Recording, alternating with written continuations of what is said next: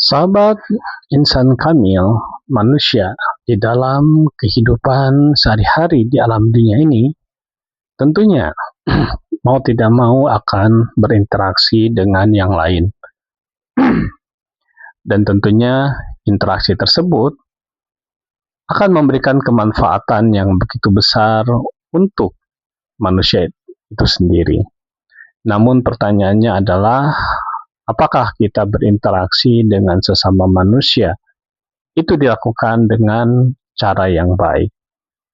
Jika kita bekerja di suatu perusahaan ataupun instansi dan ditempatkan misalnya di wilayah frontliner ataupun pelayanan kepada masyarakat, pelayanan publik, tentunya tingkat intensitas komunikasi dan interaksi dengan publik atau dengan konsumen atau masyarakat yang dilayani ini akan sangat tinggi. Lalu, apakah ketika kita melayani mereka itu dilakukan dengan cara yang baik, dengan penuh ketulusan?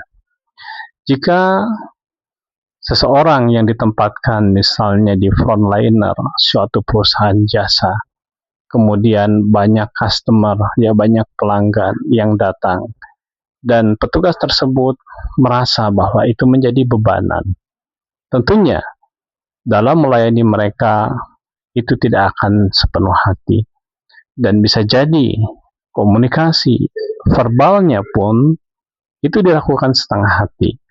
Komunikasi nonverbalnya pun itu dilakukan dengan setengah hati. Ya, tentunya ini menjadi persoalan besar ya, terutama di perusahaan-perusahaan jasa yang amat sangat tinggi interaksi sesama manusia ya, antara penyedia jasa dengan pengguna jasa. Lalu ketika begitu banyak pelanggan atau masyarakat yang harus dilayani dengan baik, tentunya orang tersebut, petugas tersebut, ketika tidak menyadari bahwa melayani masyarakat dengan baik itu merupakan bagian dari ibadah, tentunya ini menjadi sesuatu hal yang akan membuat dirinya merasa berat melakukan itu. Dan bisa jadi ketika melayani masyarakat itu sebetulnya hanya berpura-pura saja. Hatinya sebetulnya enggan untuk melayani dengan baik. Hatinya tidak ridho untuk melayani dengan baik.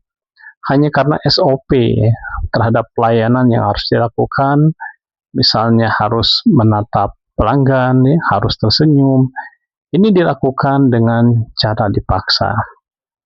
Maka tentunya sesuatu yang tidak keluar dari hati itu menjadi tekanan psikis bagi dirinya sendiri. Dan itu adalah menabung hal-hal yang negatif.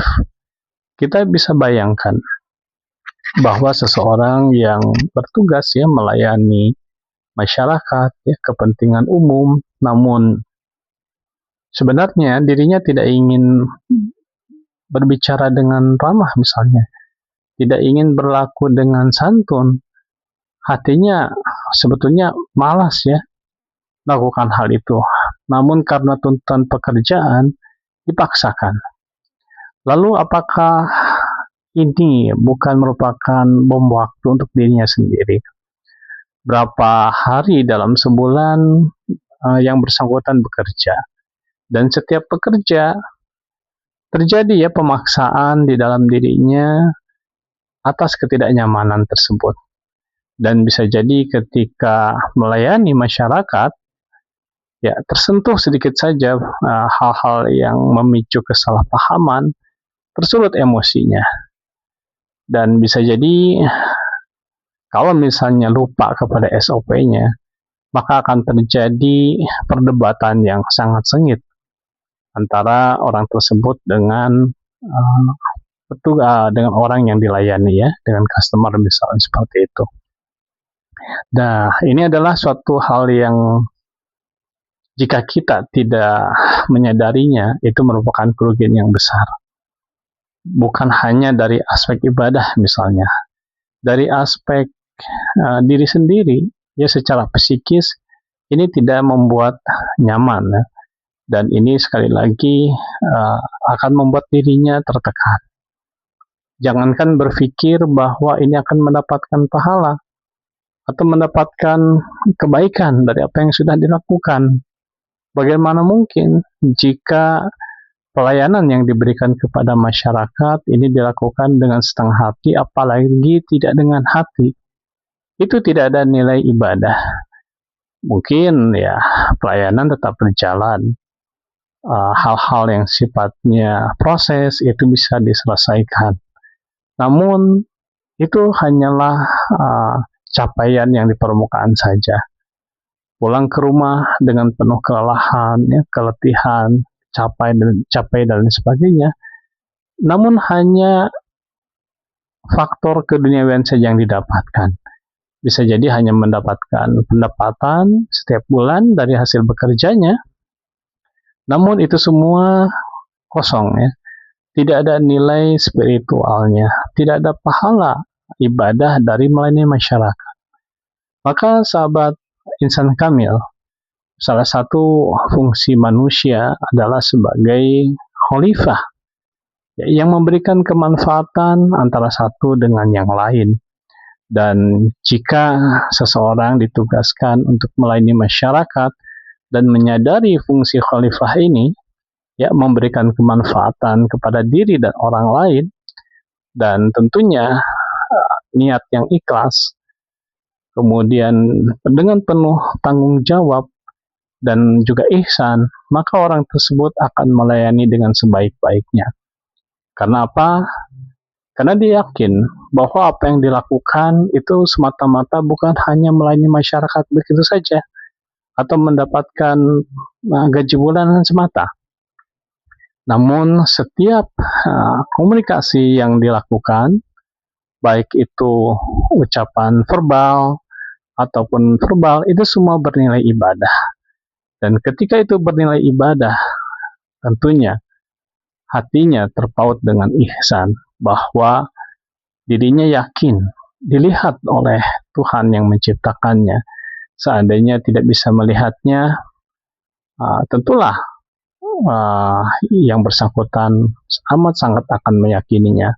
Karena keyakinan di dalam hati inilah yang paling penting. Dimanapun berada, kapanpun dia berada, senantiasa merasa diawasi oleh pencipta alam semesta ini. Dan tentunya dia akan bertanggung jawab dan jujur. Ketika ada hal-hal yang bisa jadi itu memicu kesalahpahaman, dirinya akan sabar. Kenapa? Inilah perjuangan hidup manusia di alam dunia, mendidik dirinya menjadi lebih baik. Dan di dalam pelayanan, melayani masyarakat, ada ujian kesabaran. Dan ketika orang tersebut berlatih terus-menerus, ya, melatih dirinya untuk sabar terhadap apa yang disampaikan oleh masyarakat, pelanggan atau customer, yang bisa jadi itu tidak memberikan kenyamanan, tapi dengan penuh kesadaran bahwa ini adalah media pembelajaran, media berjuang untuk bersabar, menumbuhkan sifat-sifat mahmudah di dalam dirinya, maka itu semua akan diupayakan, ya, akan ditekan sedapat mungkin untuk tetap bisa berlaku dengan sopan dan santun. Dan itu bukan karena keterpaksaan SOP, ya, atau takut ditegur oleh atasan, tapi adalah menyadari bahwa kesabaran ini memang harus dilakukan untuk mendidik dirinya menjadi pribadi yang lebih baik.